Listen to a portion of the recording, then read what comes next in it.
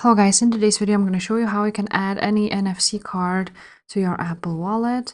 And to do this, first of all, you want to go to your settings and to the software update. If the updates are already up to date, then that's great. You may find NFC option on your phone. So to find it, you just need to go to Control Center here and try to find NFC. If there's no option for it, you will need to go ahead and install an application. I installed this NFC.cool, which is basically a QR contact card writer and scanner. Now you will go and open it up. And as you can see, you can go ahead and create a new NFC digital business card service.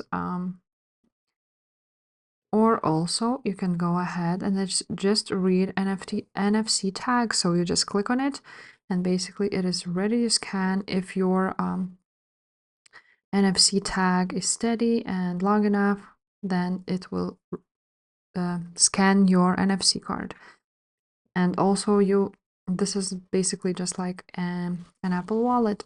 So if this video was helpful, please leave a like, subscribe to this channel, and I will see you next time. Bye.